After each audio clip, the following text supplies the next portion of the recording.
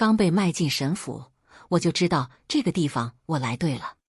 贤淑的大夫人，泼辣的二夫人，高傲的三夫人，门前统统一干二净，只有我的门前贴满了喜气洋洋的福字，那是沈老爷宠爱的象征。但他们其实都在对我说：“快跑！”最挨饿的那年，我爹把我卖给了沈老爷，我是从侧门抬进去的，妾就像一个牲口，一个物件，是不能光明正大进门的。洞房花烛夜，沈老爷进来看了我一眼便走了。他说：“太小了，再养养。”我躲在被子里瑟瑟发抖，沈老爷也没有再管我，转身进了二夫人的房里。那天晚上，整个府里都是二夫人的叫骂声。她喊：“沈秀林，你不得好死！”其实我不太怕她的叫骂声，虽然很凶很刺耳，但是新房的桌子上居然摆满了我从来没见过的吃食，小小的，软软的，我轻轻舔了一口，有点像我娘偷偷塞到我嘴里的冰糖块，但是没那么甜。我还没仔细品味一下，点心就滑到了我的胃里。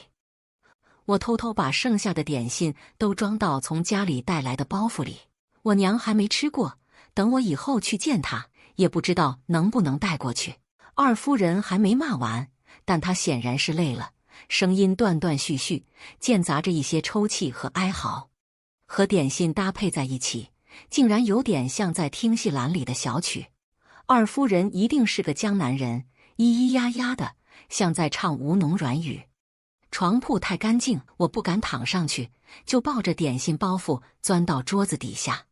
这是我熟悉的地方，当年有人进来抢粮食，东西扔得乒乒乓乓，锅碗瓢盆砸了一地，我娘把我塞到桌子下面，让我不要出声。我家里很干净，只有一张桌子能挡人。我躲在桌子底下，听见我爹被打得连连叹气，我娘也连连叹气，不一会就唱起了吴侬软语。但是我娘比二夫人唱得凄厉得多，听着有点像干嚎。我捂着耳朵不想听，在心里默默背小99，一一得一，一二得二，9981。我娘还没唱完，我没办法，只能把小99倒着背一遍。当我背到3927的时候，我娘不唱了。那些人走了，房间里又恢复了寂静。我等了一会才爬出去，但是外面没有我娘，只有一个破麻布袋。我爹低着头不说话，拖着麻布袋往外走，敲开了邻居家的门。邻居家也有一个破麻布袋，他们两个换了过来，我爹使劲拖着，又沉默着回了家。我问爹：“我娘呢？”他摇了摇头，告诉我：“你娘去给你换吃的了。”我欢呼：“爹，我想吃过年那个香香的肉。”我爹点了点头，告诉我就是那个。可是他一点都不高兴，眼睛红红的，又不停地叹气。从那天之后，我再也没有见过我娘和邻居家的婶子。第二天起床，我捧着茶在门外等着大夫人起床。大夫人是沈老爷的结发妻，我的心里忐忑，不知道她会不会刁难我，甚至将我发卖出去。天暗了下来，稀稀拉拉下起了小雪。门吱呀一声响了，是屋内的大丫鬟出来了。她朝我行了个礼，便带着我去见了大夫人。见到她的第一眼，我的心里意外的没有恐惧，也没有嫉妒，因为她太瘦了。大夫人姓苏，是当地破落了的大户，在几年之前还是赫赫有名的金贵小姐。此刻她穿着刺绣大袍，骨瘦如柴的手臂上套着一个翠玉镯子，窝在太阳照不到的暖炕上。看到我，她朝我招招手，我听话地靠了过去。大夫人牵着我的手，咳嗽了几声，问：“你叫婷没事吗？在府里住的还习惯吗？不要担心你的阿爹和阿弟，他们在外面都会好好的。你还这么小。”大夫人叹了口气，我懵懵懂懂的，不知道她为什么叹气。大夫人是个很和气的女子，仔仔细细关怀了我的日常起居后，她便让我离开，在府里到处逛逛。府里没什么好的，只有这个景色，世间少见。大夫人这样说，我惶恐地跪下磕头。府里对我来说犹如仙境，我可以吃饱穿暖。大夫人这样讲，让我觉得有些难堪，但是我稍微安了些心，起码我不会被发卖出去。离开的时候，我回头看了看那个骨瘦如柴的女子，虽然她和气善良，但是我心里清楚地知道，这个府里谁才是做主的人。沈老爷，哪怕用一些手段，我也必须讨得他的欢心。很快我就知道了，我的这个想法是多么可笑。我在后花园里见到了沈老爷的第一房小妾，见到她的第一眼，我就惊得不敢讲话，甚至只敢用余光偷偷去她。下人们都给她叫二夫人，我也跟着喊。二夫人叫青荣，姓什么我不知道，也没人关心，因为二夫人曾经是青楼的头牌。听说二夫人当年无限风光，众多痴男怨女散尽万金，只为了能看她一眼。我想我是能理解的，二夫人的美仿佛不是人间能有的。如果说大夫人是一朵暗自绽放的幽香昙花，那么二夫人就是喧宾夺主的绚丽牡丹。只要有她在身边，所有人都会被她夺去注意力。但是二夫人不知道为什么，在最风光的时候抛下了一切，跟随沈老爷回府做了小妾。她一见到我就厌恶地皱了皱眉，我被吓得立刻要跪地磕头。不论是哪一个夫人，我都是得罪不起的。二夫人开口了，声音清清脆脆，仿佛铃铛。沈秀林这个老不死的，连这么小的女孩也要收进府。我悄悄松了口气，不是针对我的就好。至于这些大人物之间有什么纠缠不休的恩怨，只要别殃及到我的身上，我是不会去关心的。在这个饥荒年代，保全性命才是最重要的。二夫人伸出手，把我从地上拽了起来。她用手帕给我扑了扑身上的灰，漂亮的远山眉又皱成了山丘。不要动不动就跪下去磕头，你现在是府里的四夫人，不硬气一点，别人都会瞧不起你的。我低着头连连称是，心里却不以为意。我不是和沈老爷有深厚感情的大夫人，也不是艳光四射的二夫人，我什么依靠都没有，除了摇尾乞怜，还有什么办法在这个虎穴龙潭里活下去？我还想留着性命再见阿爹和阿弟一面。我没有见到三夫人，因为她很不喜欢我，不允许我进门请安。她是一个饱读诗书的女子，骨子里是满满的清高。我在心里暗暗盘算着，其实我还是有争宠的希望的。我有一样东西，这些夫人们都没有，就是听话。为了吃饱穿暖，我什么都愿意做。于是在一个风雨交加的夜晚，我主动敲响了沈老爷的门。他似乎正苦于烦心事，皱着眉头，看起来十分烦恼。我轻轻为他揉着头，伏在他的膝边，宛如一只可怜又可爱的小狗。他果然心动了。第二天傍晚，我的门前贴满了喜气洋洋的大红福字。小厮告诉我，沈老爷晚上去谁的房间，就会在谁的门口贴上福字。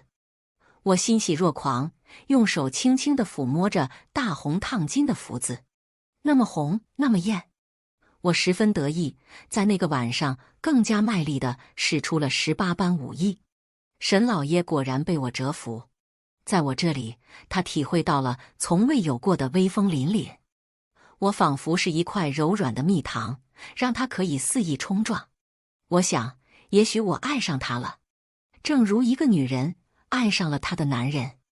我还是见到了三夫人，沈老爷整整给我贴了1个月的福字，他终于按捺不住了。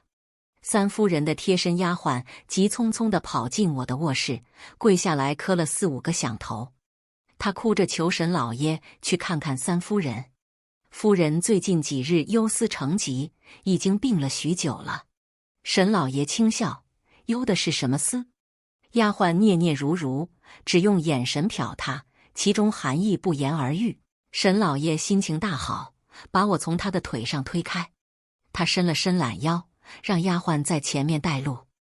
我听到他哈哈大笑的声音，担心竟然也有会争宠的一天，真是让我好等。于是我知道了，三夫人叫丹心。小厮走到我的门前，将福字一点点撕了下来。我按住，问他能不撕吗？刚贴上去，怪可惜的。小厮冷笑，他让我赶紧拿开手，三夫人还等着。我门前的福字于是变得破破烂烂了。第二天，三夫人托人让我去她的院里走动走动。我去了，看到她坐在窗前，手里捧着一部诗卷。她见到我，只问了一句：“认字吗？”我摇摇头，她便不再理我，专心写了几句诗。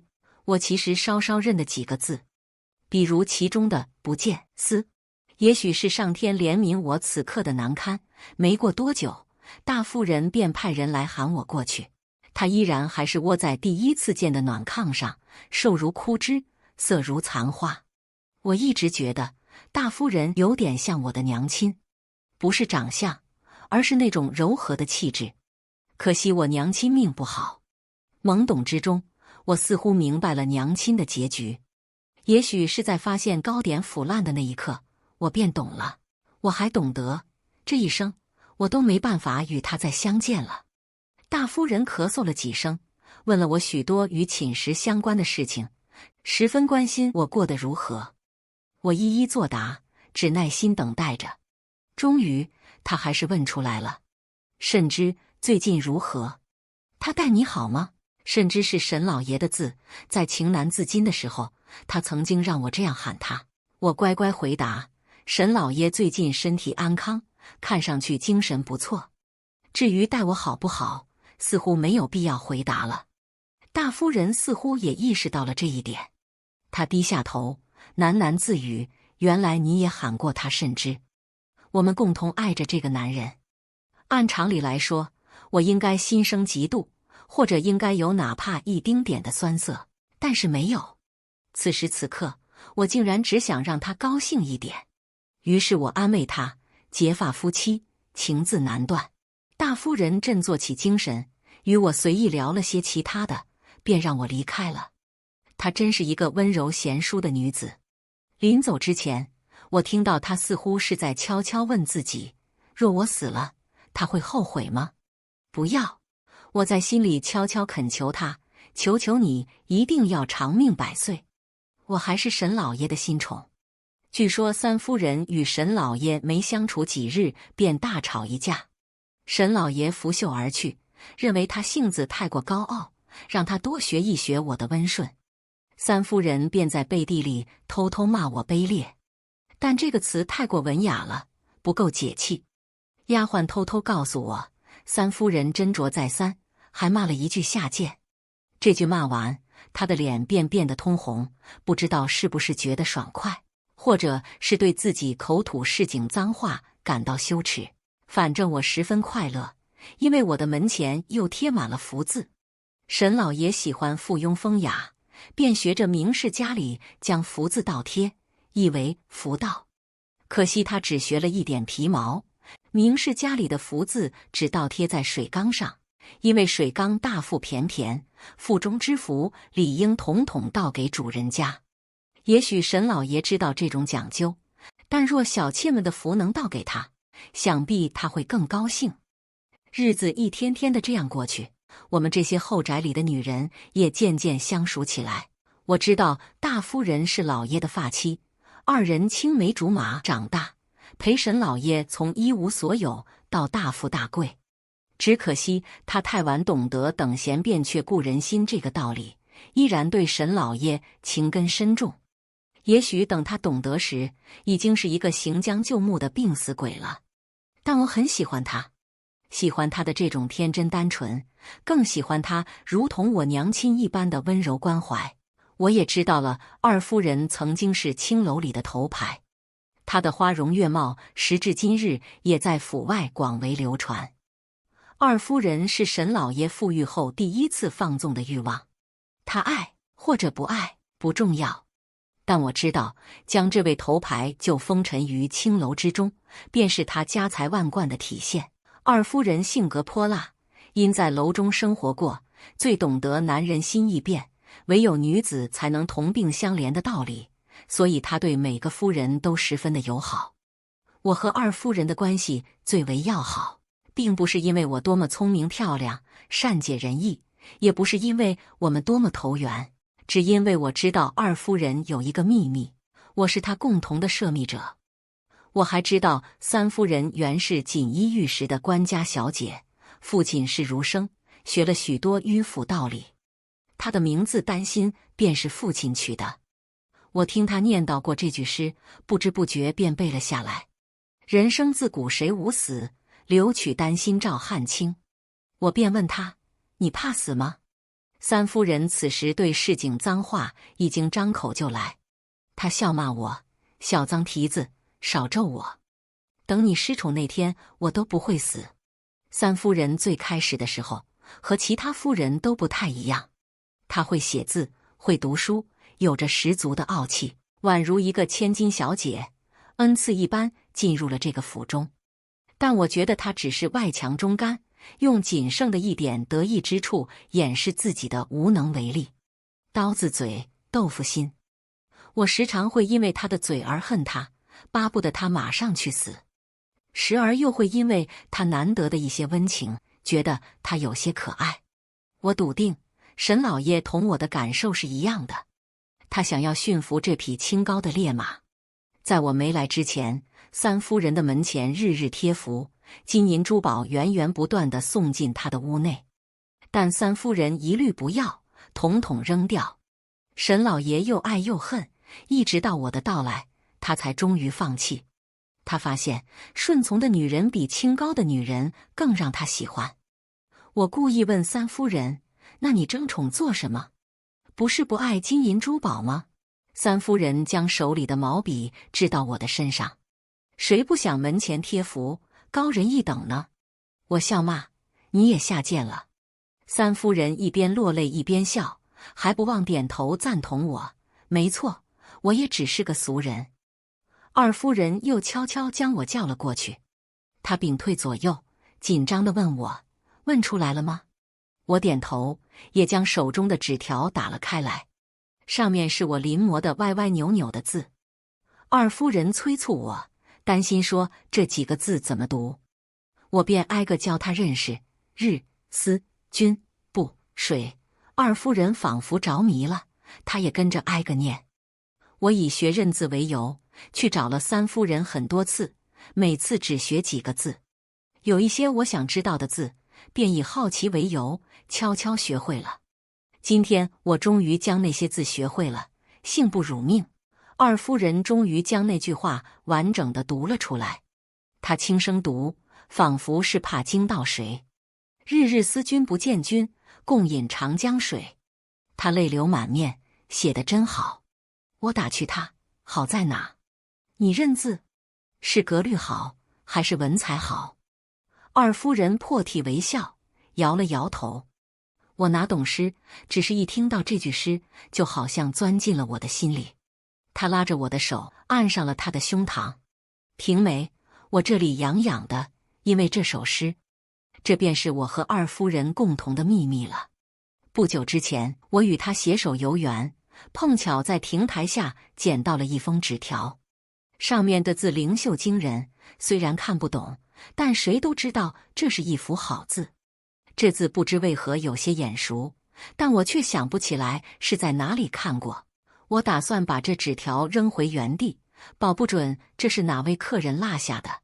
但二夫人却攥住了纸条，偷偷藏到了袖子里。我瞪大了眼睛，以为她疯了。她却捂住我的嘴，悄悄哀求我：平梅，这字太好看了，扔了可惜，我们想办法看看上面写了什么吧。我还是没抵挡住她的哀求，将这个大逆不道的纸条留了下来。但我没有二夫人那么沉迷其中，因为我知道一个道理：沈老爷才是我的天。同时我也知道，二夫人完了，她沦落进了一个素未谋面的人的心里，哪怕这个人是她想象出来的。我每次去找她，她都会问我：平梅，你说他会是什么样的人？我们心知肚明，他不是沈老爷。于是我斟酌再三，开口道：“也许是沈老爷那样的人。”二夫人便轻呸一口，貌若不屑。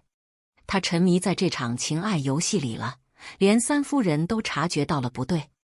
偶然有一日，三夫人将我拉进了她的房间，问我二夫人最近是怎么了。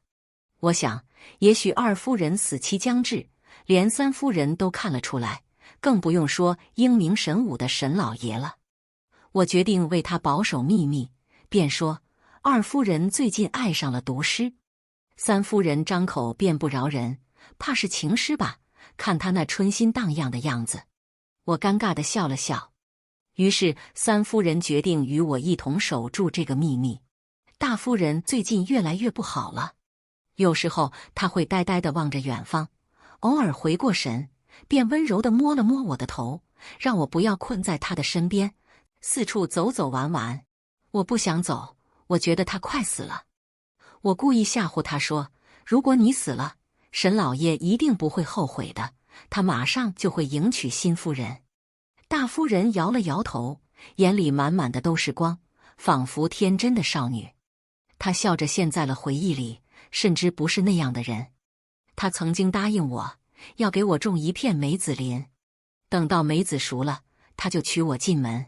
我漫不经心地削着桃子皮，敷衍道：“对，沈老爷最爱您了，但是活着才能感受到，死了就什么都没有了。”大夫人低叹：“如果我死了，他会后悔吗？”我说：“不会。”大夫人没有反驳我。我认认真真地将桃子切成小块，插上签子，递给大夫人。大夫人好像睡着了，脸上漾着笑，手里拿着一根梅枝。她好像死了。府里根本没有种梅子，沈老爷失言了，也不知这根枝子是哪来的。我匆忙去喊二夫人和三夫人，再托人给沈老爷递话。青荣宇担心飞快地跑了过来，脸上满是泪痕。我知道他们的哀痛不是假的，大夫人与我们每一个人都像是娘亲。可惜沈老爷不是这么想的。我们等啊等，一直等到了太阳落山，沈老爷才姗姗来迟。他用袖口轻擦着眼泪，嘴里念道：“婉之，我来迟了。”我仗着宠爱，小心翼翼问他：“老爷，大夫人死了，您后悔吗？”沈老爷痛苦地闭上了眼。他说：“我悔呀，婉之没能好好照顾你。”他嫌大夫人手中的梅子枝碍事，便拿起来扔到地上，抱着大夫人痛哭。丧事办完后，沈老爷便托人精心打造了大夫人的小像，木质的，惟妙惟肖。恍惚间，我以为大夫人又回来了。我悄悄把那只梅子枝放到了旁边。二夫人与我一起悼念了许久，突然站起来，仿佛想通了什么。她拉着我的手，焦急地说：“婷梅，我突然懂了。人生如此苦短，一不留神便错过了什么。我必须得找到那个人，必须，马上。”我惊了，以为二夫人发了疯。见我不吭声，她便跑了出去，撞到了三夫人。三夫人揉着肩膀，没好气地问她：“急着投胎呢？这么急？”刚说完，她便想到了大夫人，脸色白了许多。二夫人没有计较这么多，她拿出袖子里藏着的诗，塞到三夫人手里。她问：“担心，你读书多，你告诉我，写这首诗的人会是一个什么样的人？”三夫人失笑，她打趣道：“你终于舍得把这首情诗给我看了。”话音未落，三夫人脸上便一片煞白。二夫人静静地等着，没有出声催促。我看到三夫人脸上的泪珠大颗大颗地掉落了下来。她说：“这是一个求而不得的俗人。”我想，我知道是谁了。二夫人也许猜到了什么，但她什么都没说，转身走了。她不说，我便也不问。只是她依然日日沉浸在这场美梦之中，仿佛什么都不知道。最近这段日子不怎么太平，偶尔我会从下人口中听到什么北凉王要造反了，皇帝派了5000精兵去讨伐，结果被打得屁滚尿流，都是道听途说罢了。我只是一个困在宅子里的金丝雀，下人们嘴里偶尔吐露出来的只言词组，便是我难得的消遣。但对沈老爷来说，这可算不上消遣。天下不太平，他的商铺也随之不太平。他连着20多天都没有贴福字，而是躲在书房谈论着机密消息。一直到最后一天，他们终于谈论出了结果。高人指点说，世尊夫人的木像破坏了风水。沈老爷大喜，连忙问高人如何破除。高人继续指点，尊夫人死后有些不太安分，导致府内增了晦气，需将尊夫人的木像镇压在府门的门槛上，使千人踩万人踏，才能消了怨气。沈老爷有些犹豫地问，那婉之会疼吗？高人敲了敲手上的木鱼，不再言语。我偷偷在门外听着，心里有些凉。我之前听别人说过，人死后会有魂魄，如果迟迟没有投胎，说明还有心愿未了之事。大夫人还在这里徘徊吗？是放不下沈老爷吧？如果他知道自己要被千人踩万人踏，会哭吧？他那么温柔，那么天真。沈老爷动土了。来来往往的人好奇地问情况，沈老爷也流着泪解释。爱妻死后不舍得离家，为了让他早日投胎，只能如此。人们都夸赞沈老爷，说他有情有义。骗子！竣工后，拜访的人络绎不绝。客人们还给大夫人起了个美称，叫做后继夫人。可不是什么萧关逢后继的后继，只不过是客人为自己添了美名罢了。大夫人这等美艳女鬼，需等候歃血铁骑以踩踏来拯救，而他们便是这大义凛然的英雄，实在可笑。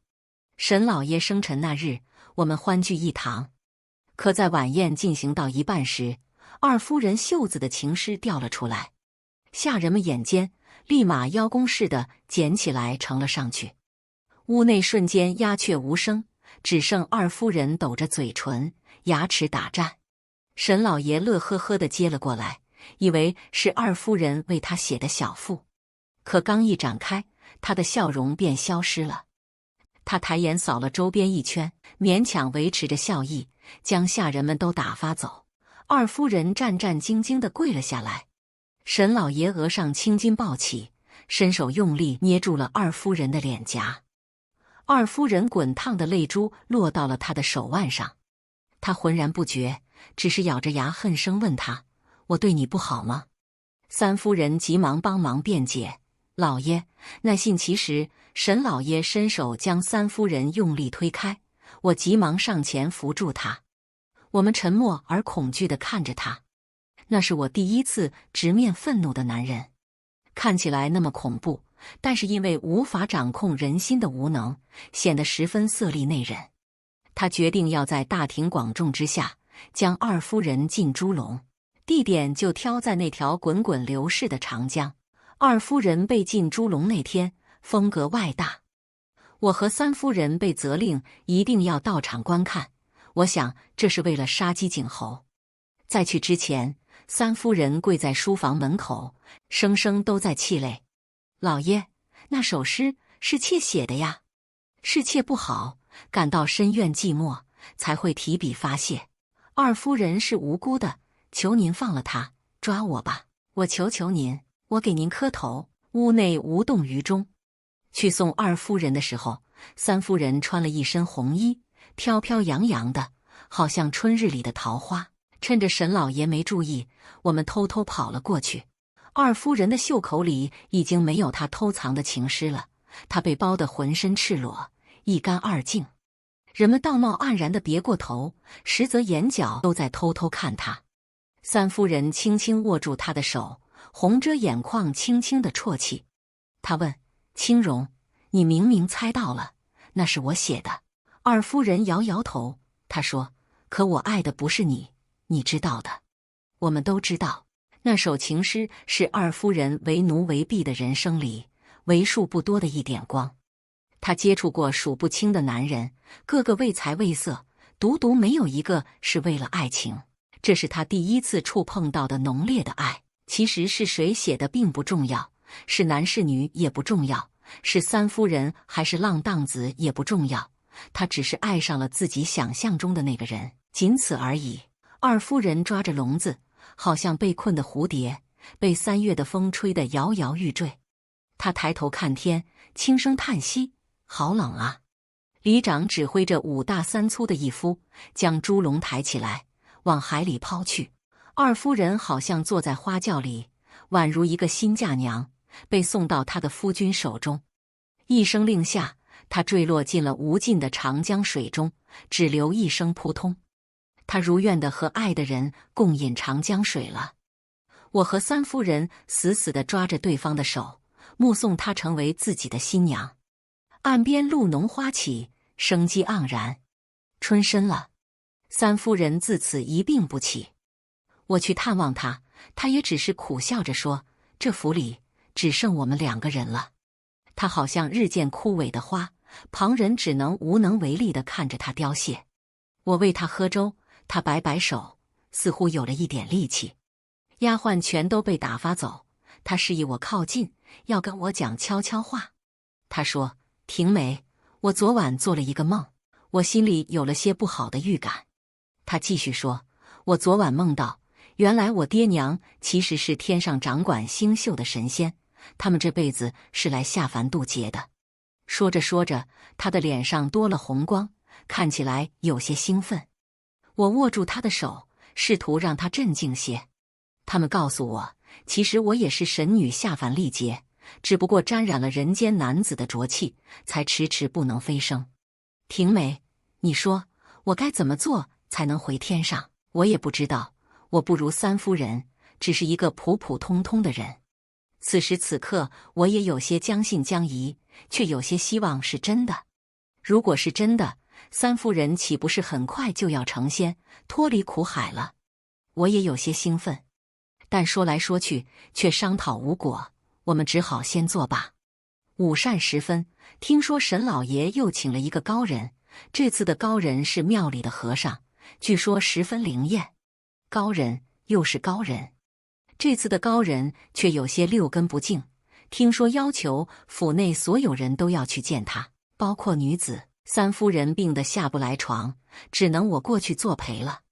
刚一进门，我就看到那个秃驴的眼睛露着金光，装作不经意的上下扫了我一眼。他的眼神黏腻腻的，好像一只大阔鱼在身上爬。和尚搓着手，笑着问：“这是府内的四夫人。”沈老爷殷勤极了，看到这和尚对我有兴趣，只把我夸得天花乱坠，有如天女下凡。饮完酒，沈老爷带着和尚去了客房。临走之前，和尚回头看了我一眼，神情晦暗不明。和尚在府里住了好些时日，也许有1个多月。这1个月来，沈老爷对他毕恭毕敬，言听计从。和尚别的事不做，只在府内闲逛，偶尔会和下人们厮混在一起，也不知有没有驱邪。三夫人宽慰我，这1个月他都没有什么举动，你别太担心。我心里还是惶惶不安。他便拉着我的手，悄悄说：“有我，你别怕。”我们2个相视一眼，扑哧一声笑了。是呢，有下凡历劫的神女在，区区和尚算什么？外面的世界也开始风声鹤唳，听说皇上最近也自身难保，周边的权臣们虎视眈眈。沈老爷更加坐立难安了，在这种乱世之中，哪怕他家财万贯，也不过是风雨中摇晃的一叶扁舟。